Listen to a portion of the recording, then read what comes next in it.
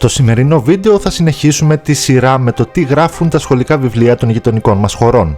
Ήδη έχουμε εξετάσει αρκετές χώρες, όμως υπάρχει μια ακόμη χώρα που στα σχόλια των προηγούμενων βίντεο φάνηκε το τεράστιο ενδιαφέρον σας να μάθετε πώς διδάσκει την αλληλεπίδρασή της με την Ελλάδα. Και το πιο ενδιαφέρον είναι πως αυτή η χώρα είναι ίσως μία από τις πιο φιλικές προς τη δική μας τη γειτονιά των Βαλκανίων.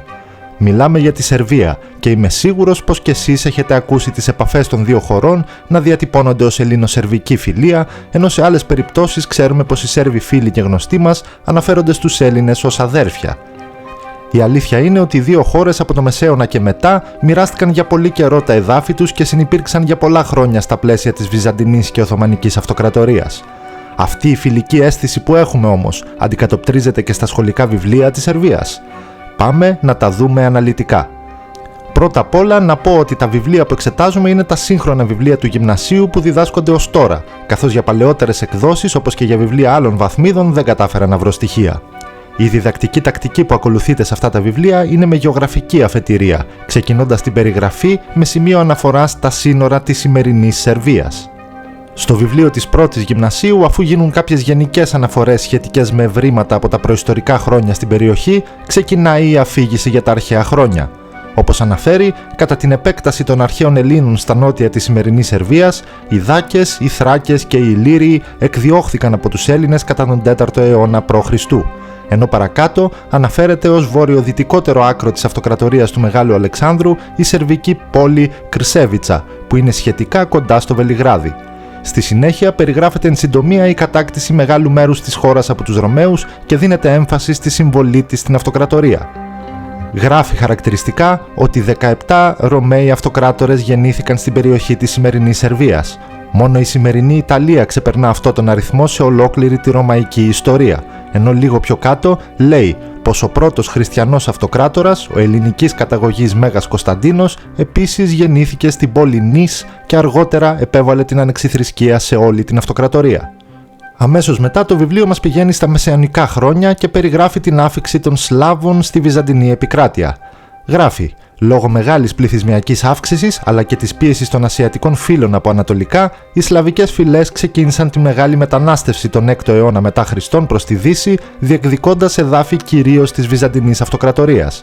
Εγκαταστάθηκαν σε ημιαυτόνομες περιοχές, τις Σκλαβινίες, και με τον καιρό εξελληνίστηκαν και αφομοιώθηκαν, συμβάλλοντας ουσιαστικά στον πολιτισμό και στην άμυνα της αυτοκρατορίας. Οι Σκλαβινίες που βρίσκονταν βορειοδυτικά της Βαλκανικής Χερσονήσου εξελίχθηκαν στη συνέχεια στα πρώτα κρατήδια Σέρβων και Κροατών. Στη συνέχεια περιγράφεται αυτή η εθνογένεση των Σέρβων, λέγοντας ότι τον 11ο και τον 12ο αιώνα οι Σέρβοι άρχιζαν να πολεμούν για την ανεξαρτησία τους, επαναστατώντας εναντίον των Βυζαντινών. Τους επόμενους αιώνες η ανεξαρτησία της Σερβίας αναγνωρίστηκε από τους Βυζαντινούς και οι δύο πλευρές είχαν σχεδόν πάντα φιλικές σχέσεις. Οι Σέρβοι βοήθησαν σημαντικά τους Βυζαντινούς στη μάχη του Σιρμίου το 1167 και στη μάχη της Καλύπολης το 1312, ενώ σε επόμενη σελίδα, όπου περιγράφεται η σερβική αυτοκρατορία του Στέφανου Δουσάν, υπάρχει ένα μικρό επιμέρους κείμενο που αναφέρεται στον ελληνοσερβικό χαρακτήρα αυτής της αυτοκρατορίας. Όπως γράφει, οι Σέρβοι σε σημαντικό βαθμό επηρεάστηκαν από τον ελληνικό πολιτισμό της Βυζαντινής Αυτοκρατορίας. Ο Στέφανος ο Ισχυρός, έτσι αποκαλείται ο Δουσάν, είχε στεφθεί αυτοκράτορας των Σέρβων και των Ελλήνων και όρισε τη σερβική και την ελληνική ως επίσημες γλώσσες της αυτοκρατορίας του. Επίσης ενέκρινε το ανατολικό ρωμαϊκό δίκαιο στο νομικό του κώδικα και διακήρυτε την ισότητα των Ελλήνων και των Σέρβων σε όλες του τις κτήσεις. Στη συνέχεια το βιβλίο περνάει στην Οθωμανική εποχή και περιγράφει τις σερβικές εξεγέρσεις, αναφέροντας κάπως περίεργα θα λέγαμε ότι οι Σέρβοι επαναστάτες ενώθηκαν με Έλληνες, με Μακεδόνες και Βλάχους εξεγερμένους που όλοι τους είχαν τον ίδιο πόθο για ανεξαρτησία. Ύστερα από αρκετές λεπτομέρειες σχετικά με αυτό το θέμα φτάνουμε στους Βαλκανικούς πολέμους. Εκεί τα γεγονότα στο βιβλίο της Δευτέρας Γυμνασίου περιγράφονται συνοπτικά ως εξής. Στον πρώτο Βαλκανικό πόλεμο του 1912-1913, η Ελλάδα, η Σερβία, το Μαυροβούνιο και η Βουλγαρία έφτιαξαν το Βαλκανικό συνασπισμό, νίκησαν την Οθωμανική Αυτοκρατορία και χώρισαν την περιοχή της Μακεδονίας μεταξύ τους. Από την πίεση των μεγάλων δυνάμεων, τα αρχικά σχέδια της συμμαχίας άλλαξαν. Επειδή η Ελλάδα εκστράτευσε δυτικότερα από όσο είχε σχεδιαστεί, προσάρτησε έδαφος που αρχικά είχε διατεθεί στη Σερβία. Και αντίστοιχα το περισσότερο έδαφος που προοριζόταν για την Ελλάδα πέρασε στην κυριαρχία της Βουλγαρίας. Ενώ σχετικά με το Δεύτερο Βαλκανικό Πόλεμο αναφέρεται ότι τον Ιούνιο του 1913 η Σερβία και η Ελλάδα υπέγραψαν μια αμυντική συμφωνία για να αμυνθούν στους επιπλέον επεκτατικούς στόχους της Βουλγαρίας. Τελικά στις 16 Ιουνίου η Βουλγαρία επιτέθηκε στις δύο χώρες, αλλά υπέστη αποφασιστική ήττα από τους Σέρβους στην Μπρεγκάλνιτσα και υποχρεώθηκε να υποχωρήσει σε αμυντικές θέσεις.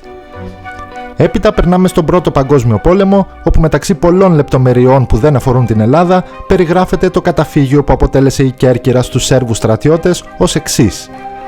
Μετά την προσχώρηση της Βουλγαρίας στις κεντρικές δυνάμεις, το μεγαλύτερο μέρος του στρατού, ο βασιλιάς, η κυβέρνηση και αρκετοί άμαχοι υποχώρησαν εξόριστοι από την Αλβανία με τεράστιες απώλειες στην υπηρετική Ελλάδα και την Κέρκυρα. Εκεί ανασυντάχθηκαν φτιάχνοντας τη στρατιά της Ανατολής και επέστρεψαν στο μακεδονικό μέτωπο.